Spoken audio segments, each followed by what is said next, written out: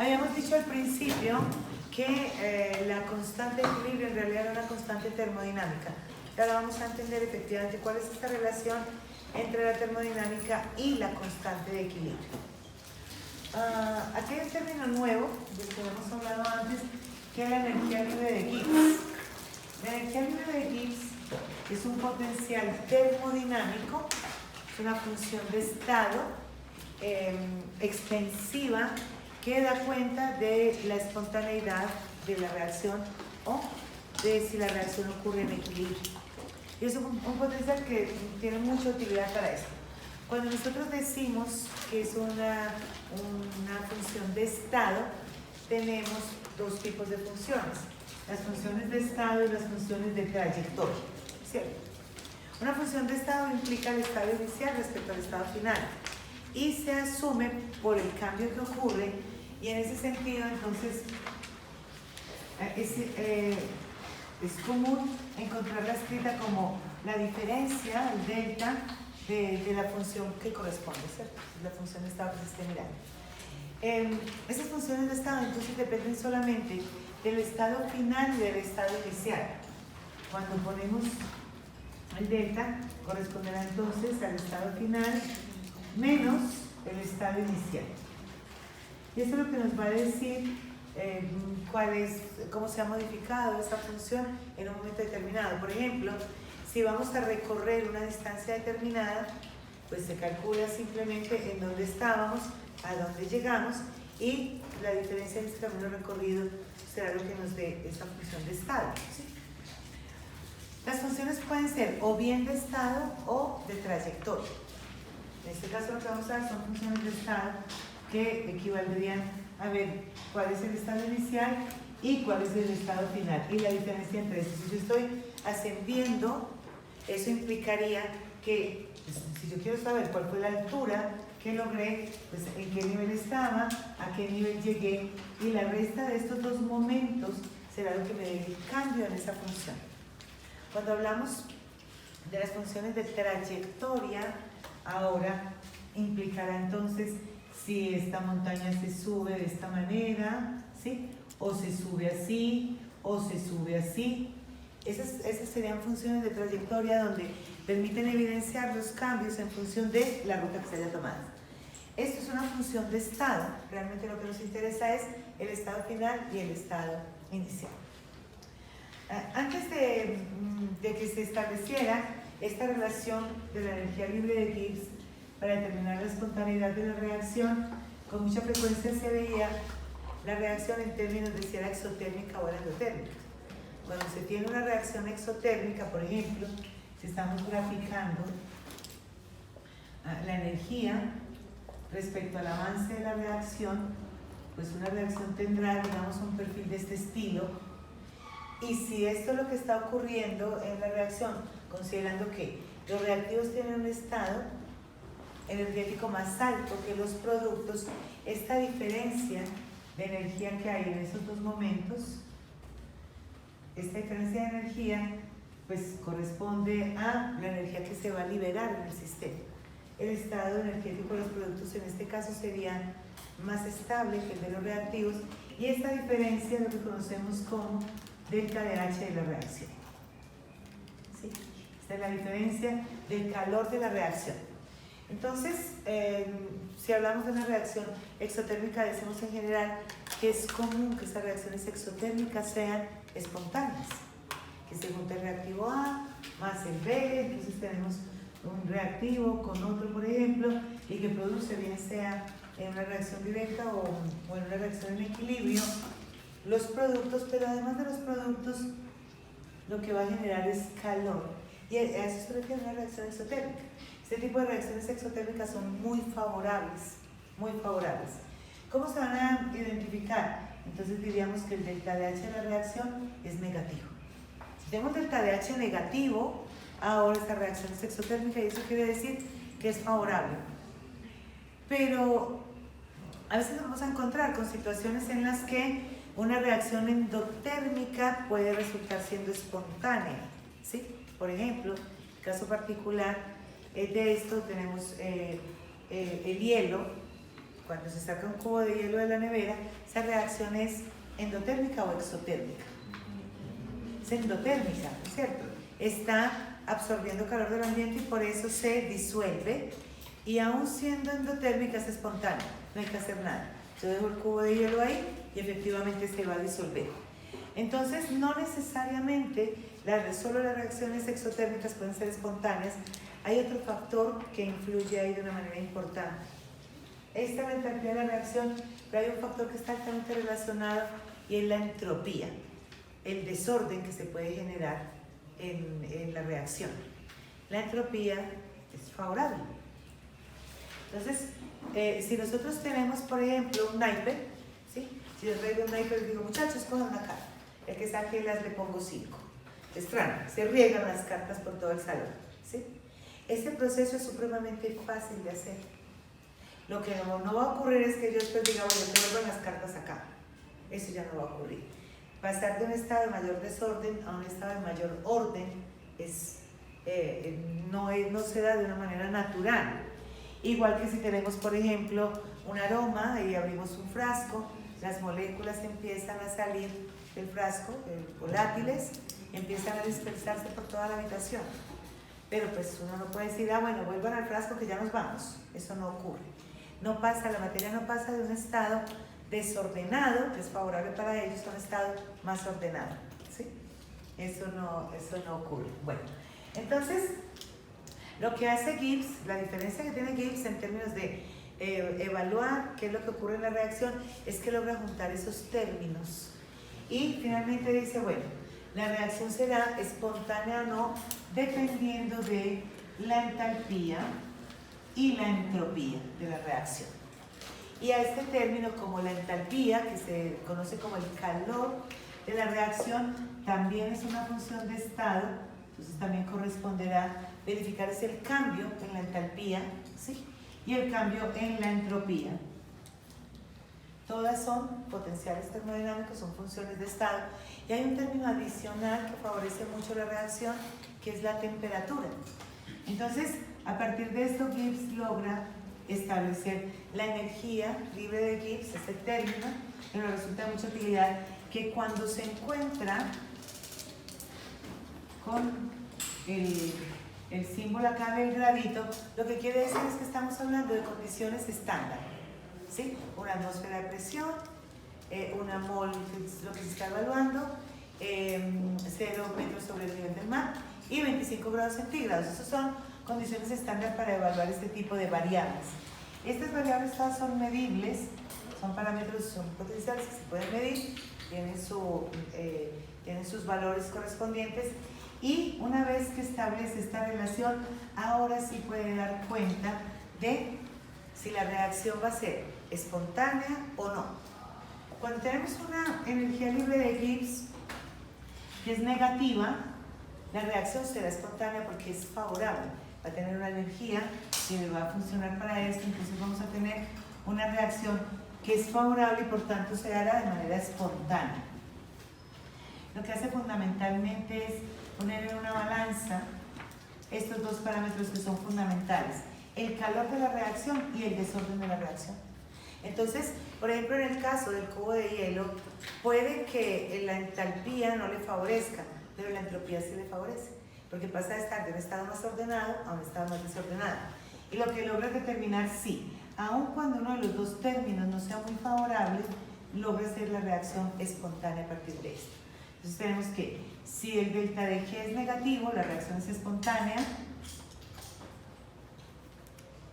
Si el delta de G es positivo, la reacción no es espontánea. Pero tiene un adicional que nos es de mucha utilidad, ¿sí? Y es que cuando el delta de G es igual a 0, corresponde a la condición de equilibrio. Ahí nos define el equilibrio. Entonces vamos a trabajar con estos tres parámetros para poder a partir de ahí encontrar cuál es la relación y cuál es la importancia de la energía libre de Gibbs en relación con el equilibrio. Cuando nosotros evaluamos este parámetro, hablamos de una reacción que se da en toda la extensión. Si estamos evaluando la energía libre de Gibbs, hablamos de una reacción en la que todos los reactivos se transforman en productos. Y una vez que se transforman en productos, pues ya podemos evaluar este potencial en ese sentido. Pero resulta que hay reacciones que pueden evaluarse en un momento determinado en el que no se ha completado la reacción, en un momento X de la reacción donde todavía no se han transformado todos los reactivos en productos. Y en ese caso, si lo que se quiere ver es la energía libre de Gibbs en otro momento que no es exactamente cuando todos los reactivos se han transformado en productos, entonces podríamos decir que el delta de G de la reacción, para poderlo diferenciar del delta de G estándar, lo voy a dejar sin la bolita de los grados acá, entonces sería igual al delta de G de la reacción estándar, ¿sí? Delta de G como si se hubiera desarrollado toda la reacción en toda la extensión, más R por T por el logaritmo natural de la ley de acción de masas. Recuerden que este cociente lo que relaciona es productos sobre reactivos, ¿cierto? Cociente lo que relaciona son productos y reactivos. Entonces, en un momento determinado, la reacción que no se ha completado, pues lo que vamos a tener aquí es una relación por la ley de acción de masas. La temperatura pues tiene que permanecer constante y este valor de R en este caso, como estamos hablando de parámetros termodinámicos, esta R es en este caso corresponde a la constante de los gases, pero en términos energéticos, entonces ya no va a tener el valor que habíamos aprendido previamente, donde decíamos que a partir de la ecuación de estado, ¿sí? Recuerden que a partir de esto entonces decíamos que R sería igual entonces a la presión por el volumen respecto a las moles por la temperatura, ¿sí? La presión está dada en atmósferas, una atmósfera de presión, el volumen estaba dado en litros, ¿sí? Las moles en moles y la temperatura en Kelvin. Entonces, cuando yo reemplazo condiciones externas dentro de esta expresión, lo que voy a tener es que este valor de R es igual a 0,0821 atmósferas litro sobre mol K. Recuerdan que ese era el valor de R que utilizamos. Pero si yo necesito expresarlo en términos energéticos, entonces lo que voy a hacer es que esta presión ya no la voy a expresar en atmósferas sino en pascales, y el volumen ya no lo voy a expresar en litros sino en metros cúbicos, y pascales por metro cúbico es joule. Y ahora ya voy a tener este valor efectivamente en unidades energéticas. En este caso particular, este valor de R corresponde a 8,314 pascales por metro cúbico, entonces es joule sobre mol K. Este va a ser el valor de R que se utilizará en este caso, en la expresión, ¿cierto? La constante de los gases, pero en términos energéticos, que iría en joule, mol K. Joule son las unidades de energía y de esa manera entonces nos queda esta posibilidad. Ahora, decíamos que cuando la reacción estaba en equilibrio, una reacción en equilibrio, recuerden que no se completa nunca, entonces estamos hablando de que este delta de G sería igual a 0 en la condición específica de equilibrio. Vamos a ver, entonces en el equilibrio, solamente en la condición de equilibrio, esto es en cualquier momento de la reacción, pero cuando se alcanza la condición de equilibrio, el delta de G corresponde a 0, fíjense que lo tenemos acá, de esta relación que nos da la energía libre de Gibbs, que sería igual entonces al delta de G de la reacción como si se hubiese completado, más la constante cinética de los gases por la temperatura por el logaritmo natural de la constante. Y aquí es donde aparece la primera relación que hay con esto. ¿Por qué la constante? Porque recuerden que solo en el equilibrio el valor del cociente es igual al valor de la constante. Entonces, reemplazando esto dentro de esta expresión, tendríamos aquí la relación. Reordenamos esta expresión. Entonces, tenemos ahora aquí que delta de G estándar de la reacción es igual a menos R por T por el logaritmo natural de la constante. Esta constante puede ser bien, o sea, estos términos se pueden aplicar a sistemas acuosos o gaseosos, ¿cierto? En caso de que el sistema sea gaseoso, entonces esta constante será una constante en función de la presión, dependiendo del estado de agregación del sistema. Y si el sistema está acuoso, entonces la constante será una constante en función de la concentración. De esta manera, entonces ya a partir solamente de parámetros termodinámicos podemos hallar el valor de la constante. Este valor de R permanece constante, la temperatura tiene que estar constante y de esta manera ya podemos hallar este valor. Ahora, ¿cómo podemos calcular el delta de G de la reacción? Este delta de G de la reacción lo podemos calcular a partir de esta expresión de una manera sencilla relativamente, porque en las tablas de constantes que ustedes tienen ahí, las tablas de constantes de valores termodinámicos, si observan esa tabla, fíjense que lo que vamos a encontrar ahí, en la tabla, lo que vamos a encontrar es lo siguiente. Miren que tenemos calculados los valores de delta DH de la reacción. Las unidades de delta DH son kilojoule por mol. Vamos a tener los valores de la entalpía, que están dados en joule mol K, esas son las unidades, y el delta DH de la reacción, que también está en kilojoule mol. Entonces quiero que observen qué es lo que pasa con estos valores que están calculados, con estos valores, ahí pueden ver las tres con ese. Los valores que están calculados están medidos y disponibles. Mientras que estemos hablando de que se esté tomando la medición a 25 grados centígrados, fíjense que empieza la tabla, por ejemplo, con el aluminio. Aquí las especies están ordenadas por los compuestos comunes. Entonces, del aluminio tienen el aluminio sólido, el cloruro de aluminio y el óxido de aluminio. Aquí tenemos, por ejemplo, el aluminio. Fíjense que el aluminio sólido, la forma natural en la que se encuentra el aluminio es en estado sólido. Y en ese estado sólido, el delta DH de formación es 0, igual que el delta DG de formación. Vamos a ver solamente los delta DH, ¿sí? La forma natural en la que se encuentra va a corresponder a 0, porque esta entalpía de la formación resulta de calcular los enlaces que se tienen que romper y que se tienen que formar para dar origen al compuesto. Si el aluminio se encuentra así en estado natural, pues no tuvo ningún gasto energético en ese caso y por eso tiene una entalpía de 0. Sin embargo, cuando ya estamos hablando del cloruro de aluminio, ahora tiene que liberarse el aluminio, romperse el enlace cloro-cloro, formarse el cloruro de aluminio. Y fíjense que el delta DH de formación en este caso es de menos 704,2 kilojoule mol. ¿Eso qué quiere decir? Esta reacción es exotérmica, endotérmica. Es exotérmica. Si es exotérmica es porque es una reacción favorable.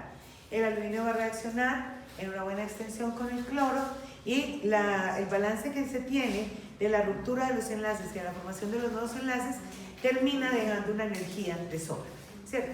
Por eso entonces ese delta DH de formación es menos 704,2 y para formar el óxido de aluminio tiene un valor de menos 1676, o sea que es todavía más favorable. En este mismo sentido, fíjense que yo puedo tener entalpías negativas, positivas, ¿sí? O 0. El azufre, entonces el azufre se encuentra de manera natural, ortorrómbico, entonces la entalpía es 0. Cuando pasa a estado gaseoso, es un proceso que no es favorable, tiene una entalpía de 278,8, de acuerdo con la tabla que tienen ahí. Y así sucesivamente, así se ven las entalpías de todas las especies que tenemos en común. Miren, por ejemplo, al reverso, la entalpía del agua, que también dependerá del estado de agregación. Para el agua líquida la entalpía es menos 285,8, pero para la gaseosa es menos 241,8. Es importante entonces definir cuál es el estado de agregación para poder hallar ese valor de la entalpía. Esa entalpía se calcula por las energías de enlace involucradas en la formación del compuesto, ¿sí? En el caso de la entropía, fíjense que todas las entropías son positivas. todas las entropías que ven ahí son positivas, porque si corresponden también al estado final menos el estado inicial, para poder que fuera negativa, tendría que ser que una especie terminara estando más ordenada de lo que estaba, y eso no ocurre de manera natural. El universo tiende al caos. No es sino ver las habitaciones de ustedes, estoy segura.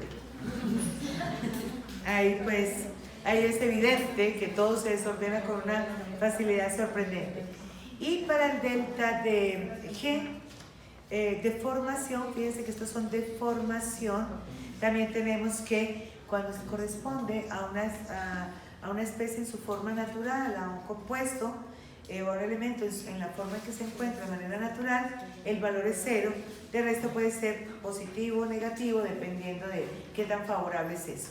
Estos valores se encuentran acá como un recurso importante.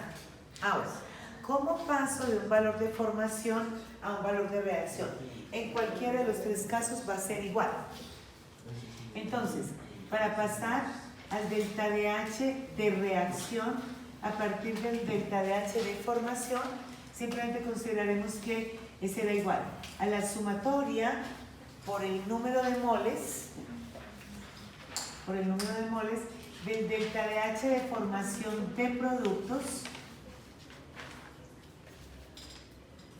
menos la sumatoria por el número de moles del delta de H de formación de reactivos.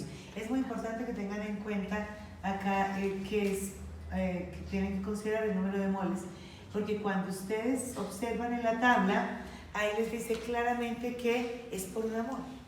Entonces, una mol en cualquier caso tendrá esos valores energéticos. Si yo tengo más que una mol en la ecuación balanceada, entonces tendré que calcular esta condición, ¿sí? Decíamos que las unidades entonces del delta H de reacción eran kilojoule-mol. Igual ocurre con la entalpía de reacción. También lo que se va a considerar es productos en relación con los reactivos y considerando el número de moles. Es delta de S de formación de reactivos, delta S de formación de productos, es estado final, menos estado inicial de productos, menos en la sumatoria por el número de moles del delta S de formación de productos. En la tabla, particularmente, cuando ustedes lo observan, este no está como delta de S,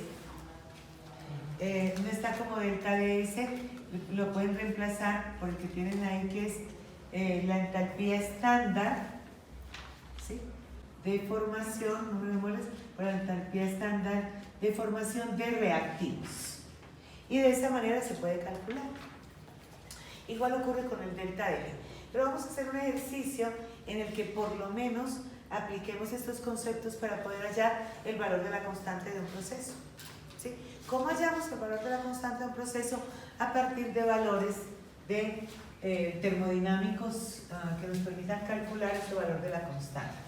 Utilicen los valores, utilicen los datos termodinámicos tabulados en delta de H de formación y la entalpía de formación para calcular el valor de la constante de equilibrio en función de la presión a 25 grados centígrados de la reacción gaseosa.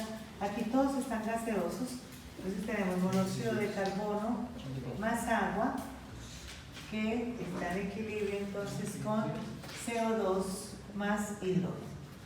Ahora, si necesitamos utilizar los valores que están a partir de los valores que tenemos en la tabla, entonces buscamos el delta de H de formación para cada una de estas especies.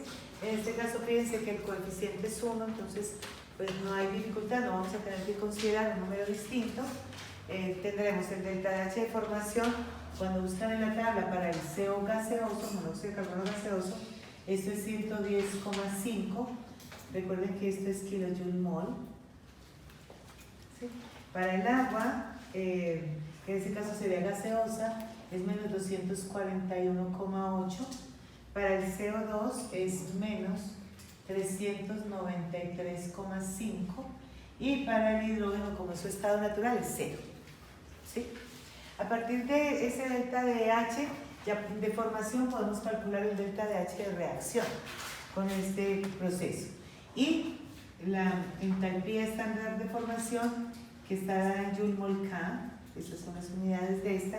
Entonces la entalpía será 197,6 para el monóxido de carbono, 188,7 para el agua, 213,6 para el dióxido de carbono, y en el caso de la entropía, aunque sea su forma natural, si está medida para este tipo de moléculas, entonces tenemos que H2, esto sería 0, y esto sería 130,6. Muy bien. A partir de estos valores de delta de H de formación, puedo calcular el delta de H de reacción y el delta S de reacción. Y cuando tenga estos dos valores con la temperatura, los voy a reemplazar para tener el delta de G de la reacción. Una vez que tenga el delta G de la reacción, calculo el valor de la constante. ¿Sí? Está claro qué es lo que vamos a hacer. Entonces empecemos. El delta de H de la reacción, dijimos que era igual a la sumatoria por el número de moles del delta de H de formación de productos. En producto lo que tengo es menos 393,5 menos la sumatoria del delta de H de formación de reactivos, que es menos 110,5, ¿sí? Más, estamos aquí en la sumatoria, menos 241,8. Los valores que tengo acá, las unidades que tengo acá son kilojoule mol. Y cuando hago esta operación para el delta de H de la reacción, esto resulta en menos 41,2 kilojoule mol. ¿Sí? Ese es el valor. Si ustedes lo hacen en su calculadora, esto es lo que les debe dar. Vamos a hacer lo mismo para el delta de S de la reacción con los datos que tenemos. Entonces sería 130,6 más 213,6 menos 197,6 más 188,7, esto serían en Joule mol K, y tengo que este valor para el delta de S de la reacción es menos 42,1 Joule mol K. Ok, ya tengo esos dos valores. Una vez que tenemos estos dos valores y considerando que nos dijeron que esta reacción la íbamos a calcular a 25 grados centígrados, 25 grados centígrados más 273,15 es igual a 298,15 grados Kelvin. Reemplazo en esta expresión. Reemplazo en esta expresión para poder tener el valor de delta de G. Fíjense que aquí voy a tener una situación particular. Es que como voy a restar la temperatura y la entropía de la entalpía, estos dos términos no están unificados en sus valores, entonces debo pasar estos kilojoule mol a joule mol para poderlos sumar, ¿cierto? Para poderlos restar ahí. Esto es equivalente entonces a 41.200 joule mol. Ok. Reemplazando en esto, entonces vamos a tener la energía libre de Gibbs y tendremos entonces que la energía libre de Gibbs de la reacción es igual al delta de H de la reacción menos el delta de S de la reacción, que ya los calculamos por esta ruta. Delta de H es menos 41.200 joule mol menos la temperatura, que es 298,15 Kelvin, 298,15 Kelvin por el delta de S de la reacción, que es menos 42,1 joule mol K, ¿sí? Las unidades aquí serían joule mol por Kelvin. Entonces tendríamos, fíjense que tendríamos joule mol menos joule mol, las unidades me darían en joule mol, y este Kelvin con este Kelvin se simplifica. Esto me da entonces que el delta de G de esta reacción, el delta de esta reacción es igual a menos 41.200 Joule mol. ¿Se acuerdan qué fue lo que dijimos previamente del delta D? Ese es un delta D para una reacción espontánea, ¿no espontánea? Espontánea, ¿cierto? Ese delta D está negativo, así que la reacción será espontánea. Las unidades de delta D en realidad son kilojoule mol, como de la entalpía.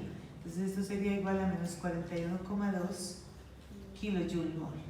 Pero pues lo estamos obteniendo aquí en joule mol en función de que es el valor en el que tenemos las unidades para la entropía. Entonces, una vez que llegamos acá, en realidad este es un recurso para poder calcular el delta, para poder calcular la constante de esta reacción, que fue lo que nos preguntaron. El ejercicio dice, calcule la constante de esta reacción a 25 grados centígrados. Entonces tendríamos en principio que sabemos que el delta de G de la reacción es igual a menos R por T por el logaritmo natural de la constante, como nos dijeron en principio que este era un proceso que se daba en fase gaseosa. Entonces la constante que vamos a obtener es una constante en función de la presión. Reemplazamos en estos términos, tendríamos entonces que el logaritmo natural de la constante en función de la presión sería igual a delta de G, tendríamos igual a delta de G de la reacción, ¿sí?, sobre menos la constante por la temperatura. Reemplazamos en estos términos también. Entonces estos son 41.200 joule mol, son las unidades del delta de G, respecto a menos 8,314 joule mol K. Fíjate que viene negativo, pero desde acá de la expresión. Como el delta de la reacción es igual a menos, el reporte esto es por el arreglo que haces de la expresión, esto te queda precedido por un signo negativo. Entonces, como aquí está multiplicando, lo pasas a dividir y detrás el signo, ¿sí? Entonces tienes joule mol de la energía libre de Gibbs, se simplifica con joule mol de la constante, ¿sí? Y de esta manera tendríamos que multiplicamos acá por 298,15 Kelvin, simplificamos Kelvin y ahora vamos a tener simplemente un valor. Ahí nos damos cuenta que es adimensional. Recuerdan que desde el principio decíamos que la constante de equilibrio era adimensional. Acá es donde se demuestra por qué es adimensional, ¿sí? No tiene unidades precisamente por esto. Entonces tendríamos que el logaritmo natural de la constante en función de la presión es igual a 11,55. Ahora, para resolver, esto ya lo habíamos visto en cinética, ¿recuerdan? ¿Cómo se resuelve este logaritmo en este caso? Si elevo Euler al logaritmo natural de la constante en función de la presión, es constante en función de la presión, que es igual al número de Euler elevado a este valor, 11,55, y ahora voy a tener la constante, que es igual a 1,103777, es decir, que esto es aproximadamente, lo puedo expresar entonces como 1,04 por 10, 1, 2, 3, 4 y 5, por 10 a la 5. Ese será el valor de esa constante en ese proceso, ¿sí?